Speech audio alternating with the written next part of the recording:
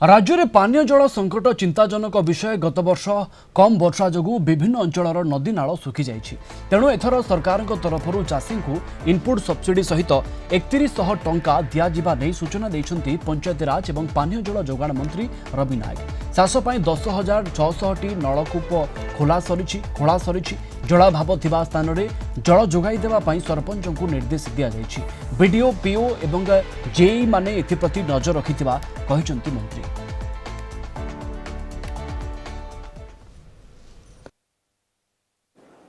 Input subsidy दिगला माने सहायक मूल्य धान दिगला 3100 टंका। से 3100 टंका जिते बेले चाषी तार पाखक पहुँचला से हृदबोध कला जे मु भी आहरी चाष केमिति करि पारंती। ए प्रकार व्यवस्था भितरे जेते नदी नाल थिला जोठी लिफ्ट पॉइंट थिला जोठी टिके सचल थिला ए प्रकार भी लिफ्ट पॉइंट गुडाक सब से माने कार्यक्षम करिकरा समस्ते धान चाष कले। जोटा हिली एरिया रे भी जलस्तर कमु नथिला एबे से अंचल रे भी आमे 180 फुट खोलुथिले पानी बाहरुथिला। एबे ताको 250 फुट खोलिबा न खुलले पानी बाहरु नै। आमर जो भी क्राइटेरिया थिला जे आगरो आमे 70 जनसंख्या विशिष्ट 45 जनसंख्या विशिष्ट थिबा पड़ा गाँ मानक आमे ट्यूबवेल देवा कथा।